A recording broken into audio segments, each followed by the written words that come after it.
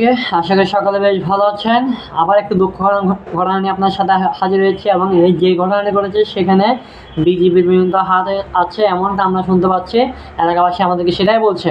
তো আপনারা হয়তো এতক্ষণ অবগত আছেন গতকাল রাতে যে ঘটনাটি ঘটেছে সেটা হচ্ছে নাটোরের সিংড়া থানার অন্তর্গত এখানে একটা গ্রামে ঘটেছে।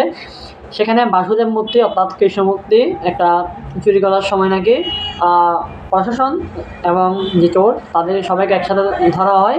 এলাকাবাসী ধরছে এলাকাবাসী। তো এখানে একটা ঘটনা দেখেন, এত বড় একটা ঘটনা ঘটার পরে কিন্তু দেশের বড় বড় নিউজ চ্যানেলগুলোর কোনো রকম নিউজ নাই। ইভেন আমরা যারা অ্যাক্টিভিটিস যারা কাজ করতেছি হিউম্যান রাইটস নিয়ে, আমাদেরকে পর্যন্ত বিভিন্ন রকমের হ্যারাস করা হচ্ছে, গালিগালাজ করা হচ্ছে প্রচুর লেভেলের। পোস্টগুলো করার পর যেমন এগুলো চারিদিকে ছড়িয়ে পড়ছে আমাদের পোস্টগুলো, তখন থেকে আমাদের বিভিন্ন রকমের গালিগালাজ অনেক খারাপ কথা বলা হচ্ছে এবং কয়েকজন আমার সাথে যোগাযোগ করেছে এবং আমাদেরকে পোস্টগুলো ডিলিট করে দেওয়ার জন্য বলতেছে। আপনার জিনিসগুলো একটা চিন্তা করেন একটাবার। এটা যদি ভারতের কোনো ঘটনা হইতো বা অন্যান্য মুসলিম ধর্মাবলম্বীদের নিয়ে কোনো ঘটনা হইতো, এটা কিন্তু এতক্ষণে প্রত্যেকটা নিউজ চ্যানেল, প্রত্যেকটা টিভি চ্যানেল, প্রত্যেক জায়গায় এটা ভাইরাল হয়ে যেত। কিন্তু এটা হিন্দুদের সাথে হওয়ায়, এটার সাথে প্রশাসন যুক্ত থাকায় তার জন্য কোন নিউজ চ্যানেল কোথাও কোনো রকম কিছু নেই। একমাত্র শুধু আমরা যারা আছে হিন্দুরা, সংখ্যালঘু হিন্দুরা, তারাই এটা নিয়ে কাজ করতেছে, তারাই শুধু এগুলো নিয়ে পোস্ট করতেছে এবং আমরা পোস্ট করলে সেগুলো নাকি মিথ্যা হয়ে যাচ্ছে। আমরা বানোয়াট, আমরা দালাল, ভারতের দালাল, রয়্যাল এজেন্ট, এই ধরনের মিথ্যা কতগুলো আমাদেরকে শুনতে হয়। প্রতিনিয়ত এগুলো করতেছে।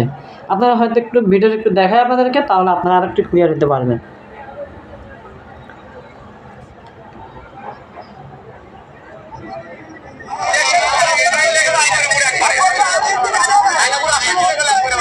দেখেন চেহারাগুলো একটু দেখেন। গাড়ির নাম্বার আমাদের কাছে আছে, গাড়ির নাম্বার এবং হচ্ছে যে গুলি, সেখানে গুলিও করা হয়েছে।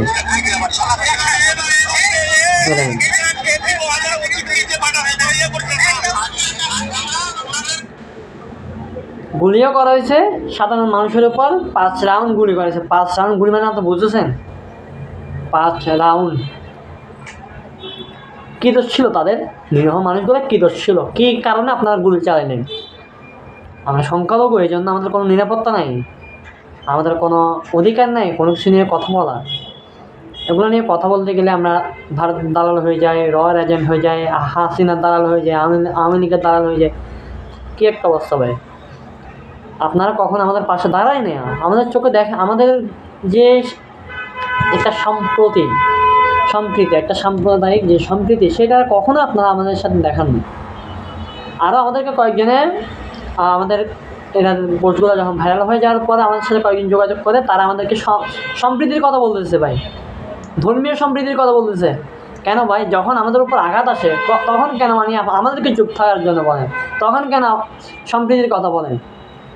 অন্যায়ের কি প্রতিবাদ করতে পারেন না ভাই আপনারা? সবসময় আমাদের কেন সম্প্রীতি দেখাইতো, আপনারা আমাদেরকে দেখাতে পারেন না? প্রতিনিয়ত আমাদের ধর্মাবলম্বীদেরকে, হিন্দু ধর্মাবলম্বী যারা আছে, তারা কোনোভাবে বাংলাদেশে আমরা শান্তিতে নেই। প্রতিনিয়ত কোনো না কোনো ঘটনা ঘটতেছে। আজকে অনেকগুলো ঘটনা ঘটছে। ইভেন আজকে আরেকটা ঘটনা যেটা ঘটছে সেটা হচ্ছে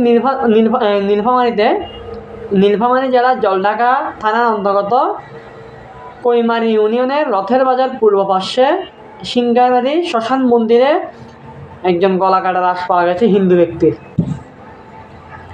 এরপর আরেকটা জায়গায় প্রতিমা ভাঙচুর করা হয়েছে। তো এভাবে আর কতদিন বলেন? কতদিন আমরা এভাবে সহ্য করে থাকবো? আর হিন্দুরা, এদের কথা কি বলবো? এরা তো এরা কিসের চামড়া তৈরি করা হয়েছে, তাদেরকে আমার সত্যি আমার বোধগম্য হয়নি। প্রশাসন থেকে শুরু করি সবাই যে সরকার এখন পর্যন্ত যে সরকার আসছে, সবাই হিন্দুদেরকে সবসময় গ্রাস করার চেষ্টা করছে। আমাদের পাশে না আগে কেউ ছিল, না এখন কেউ আছে, না ভবিষ্যতে কেউ থাকবে। যেই দল আসুক সরকারে, সবাই আমাদেরকে গ্রাস করতে চাইছে। না অন্যায় প্রতিবাদ করতে পারি, না কিছু সহ্য করতে পারি। অন্যায়ের প্রতিবাদ করলে হয়ে যায় দালাল, ভারতের দালাল, রয়্যাল এজেন্ট, আওয়ামী লীগের দালাল, ইত্যাদি ইত্যাদি ইত্যাদি। আর যদি চুপ করে বসে থাকি, তারপর আমাদেরকে উপর অত্যাচার চালানো হয়। কেন ভাই? এভাবে আর কতদিন? এটা যদি ভারতের কোনো নিউজ হইতো, সঙ্গে সঙ্গে প্রত্যেকটা নিউজ চ্যানেল থাকতো, প্রত্যেকটা নিউজ চ্যানেল এটা বড় বড় হেডলাইন করে নিউজ করা হইতো, মিডিয়ায় বেরোতো। আর এখন আমরা সংখ্যালঘু বিদায় আমাদের কথাগুলো কেউ বলে না সহজে। কিন্তু দেখেন, পূজা হোক বা কোনো বড় ধর্মীয় অনুষ্ঠান হোক, তখন তারা ক্যামেরা নিয়ে হাজির, মাইক্রোফোন নিয়ে হাজির। কিন্তু যখন আমাদের উপর অত্যাচার হয়, অন্যায় হয়, তখন আর তাদেরকে দেখা পাই না আমরা। আমি সকল হিন্দুদের বলছি, অন্যায়ের বিরুদ্ধে রুখে দাঁড়ান। আর সময় নেই, আমাদের পিঠ দেয়ালে থেকে গেছে ভাই। আর মানে পিছনে যাওয়ার কোনো জায়গা নেই। অন্যায়ের বিরুদ্ধে রুখে দাঁড়ান, ন্যায়ের জন্য কথা বলেন। আজকে নয় কালকে মরতে হবে ভাই, মরলে এখানেই মরে যাব। এটা আমাদের মাতৃভূমি, আমরা উড়াশি জুড়ে বসি নেই, কিন্তু অন্যান্যরা এখানে উড়াশি জুড়ে বসছে। আমরা হিন্দুরা এখানে উড়াশি জুড়ে বসি নেই। আমাদের ইতিহাস, আমাদের সংস্কৃতি হাজার কোটি বছরের পুরানো। তাই আপনাদেরকে বলতেছি, অন্যায়ের বিরুদ্ধে কথা বলেন, ন্যায়ের জন্য কথা বলেন। আর সময় নেই। জয় শ্রীরাম, জয় মা ভবানী, হর হর মহাদেব।